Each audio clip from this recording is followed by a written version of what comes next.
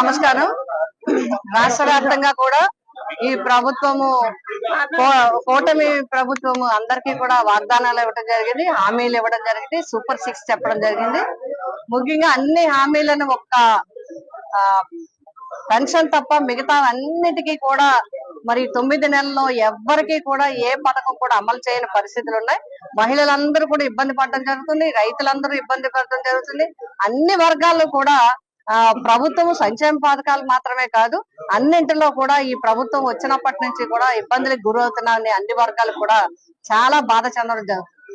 ముఖ్యంగా చదువుకునే విద్యార్థులందరికీ కూడా ఫీజు రియంబర్స్మెంట్ విషయంలో గాని, అమ్మఒడి విషయంలో గాని, అదే విధంగా ప్రైవేట్ కాలేజీలు మెడికల్ కాలేజీలు ప్రైవేటీకరణ చేయడం గాని, అదే విధంగా నిరుద్యోగ భృతి ఇస్తామని చెప్పడం గాని, ఉద్యోగ అవకాశాలు కల్పిస్తామని దానికి మరి డిఎస్సి ప్రకటిస్తామని, అదే విధంగా ఇతర కంపెనీస్ లో ముఖ్యంగా సాఫ్ట్వేర్ రంగంలో లక్షలాది ఉద్యోగాలు ఇస్తామని చెప్పి మాటలు చెప్పారు తప్ప ఇప్పటి వరకు అమలు కాలేదు. అందుచేతనే వైఎస్ఆర్సీపీ పార్టీ దీన్ని బాధ్యతాయుతంగా చూసుకుని వారి వెన్నంటి నిలబడాలని, వారికి తోడుగా ఉండాలని, వారి వాయసుని మనమందరూ కూడా బలపరచాలని చెప్పి జగన్మోహన్ రెడ్డి గారు నిర్ణయించడం జరిగింది. అందుచేతనే 12వ తేదీ ఈ నెల 12వ తేదీన మన వైఎస్ఆర్సీపీ పార్టీ ఆవిర్భావ దినోత్సవం వచ్చింది. రాష్ట్ర వ్యాప్తంగా శ్రేణులందరూ కూడా వైఎస్ఆర్సీపీ శ్రేణులందరూ కూడా ఈ ఆవిర్భావ దినోత్సవాన్ని జరుపుకోవాలని, ఆ రోజు అందరూ కలుసుకోవాలని కూడా నిర్ణయించుకోవడం జరిగింది. అదే విధంగా పిఠాపురం నియోజకవర్గంలో ఉన్న నాయకులందరూ, అదే విధంగా కార్యకర్తలందరూ, అభిమానులందరూ, అన్ని వర్గాలకి చెందిన వైఎస్ఆర్సీపీ కుటుంబం అంతా కూడా ఉదయం 8 గంటలకి 12వ తేదీన పిఠాపురం వైఎస్ఆర్సీపీ కార్యాలయానికి చేరుకుని 9 గంటల వరకు ఇక్కడ కార్యక్రమాలు నిర్వహించుకొని అందరూ కలుసుకుని మాట్లాడుకుని జెండా ఆవిష్కరణ చేసుకుని ఇక్కడ నుంచి కాకినాడ కార్యాలయం దగ్గర, టౌన్ కార్యాలయం దగ్గర, బాలా త్రిపుర సుందరి గుడి దగ్గర మరి జిల్లా వ్యాప్తంగా వచ్చిన అందరి చేత కూడా అక్కడ ఆవిష్కరణ, అక్కడ ఆవిర్భావ దినోత్సవ కార్యక్రమం నిర్వహించి అక్కడి నుంచి విద్యార్థులందరూ కూడా జాయిన్ అవడం జరుగుతుంది. అందరూ కూడా ఇప్పటికీ విద్యార్థులు కానీ, విద్యార్థులు, తల్లిదండ్రులు అందరూ మాకు అనేక రకాలుగా విజ్ఞప్తుల్ని ఇవ్వటం జరిగింది. వారందరూ అక్కడికి చేరుకుంటారు. వారి యొక్క విజ్ఞప్తిని తీసుకుని అందరం కలిసి పాదయాత్రగా జిల్లా కలెక్టర్ ఆఫీసుకి వెళ్లి అక్కడ విజ్ఞాపన పత్రము ప్రభుత్వానికి తక్షణం ఫీజు రియంబర్స్మెంట్ ఈ ఎన్ని నెలల నుంచి అయితే ప్రభుత్వం వచ్చిన తర్వాత విడుదల చేయలేదో తక్షణం విడుదల, సుమారు 4600 కోట్లను వెంటనే తక్షణం విడుదల చేయాలి. అదే విధంగా విద్యా దీవెన గాని, మిగతా విద్యకు సంబంధించిన అన్ని కార్యక్రమాలను కూడా, అన్ని నిధులను కూడా తక్షణం వారికి అందివ్వాల్సిన అవసరం ఉంది.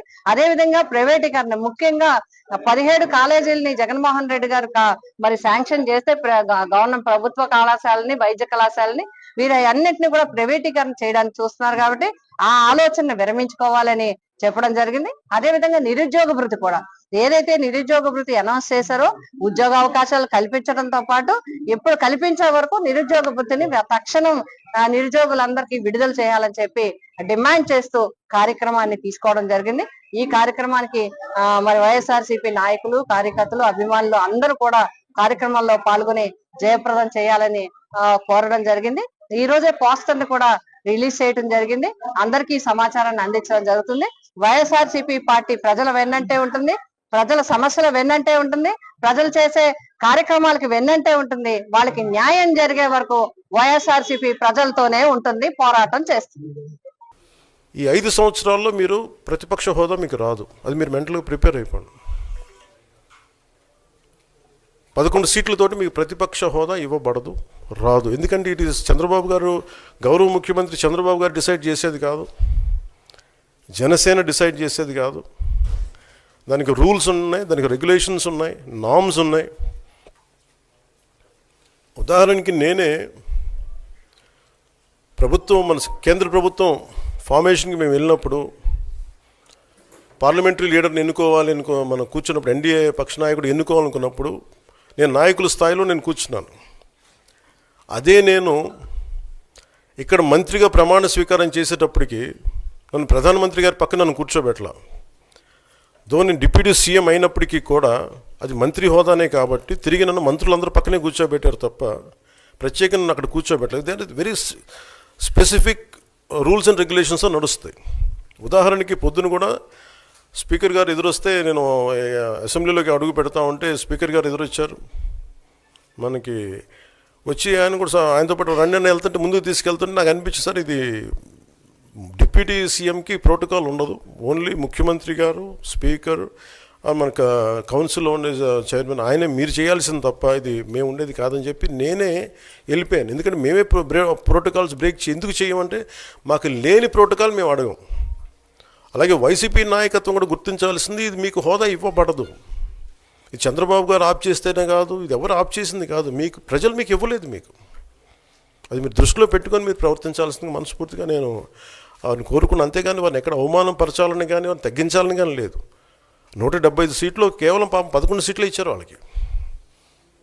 ఆ దృష్టిలో పెట్టుకొని ప్రవర్తించవలసిందిగా మనస్ఫూర్తిగా వారికి కోరుకుంటూ మీకు తెలియజేసుకున్నాం. Thank you.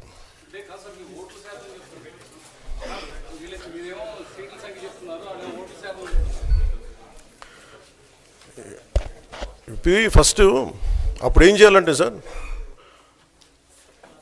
అప్పుడు జర్మనీకి వెళ్ళిపోవాలండి. ఇప్పుడు జర్మనీలో ఏంటంటేనండి, నేను జర్మనీ రిజల్ట్స్ కూడా ఏదో వచ్చినాయి చూస్తా ఉన్నా ఎలక్షన్స్లో. 25% వచ్చిన హైయెస్ట్ పర్సంటేజ్ ఆఫ్ వచ్చిన ఓటుకి ఇన్ని ఎంపీస్, ఇంత అసెంబ్లీ స్థానాలు ఉంటాయి వాళ్ళకి. 5% మించి తక్కువ వస్తే 5% ఓట్లు మిగతా వాళ్ళు పంచుకుంటారు. మనకు అలాంటి బెనిఫిట్ మనకు లేదు కాబట్టి మన రాజ్యాంగంలో లేదు. వాళ్ళు మంకుపట్టు పడితే they are free to go to Germany. Thank you.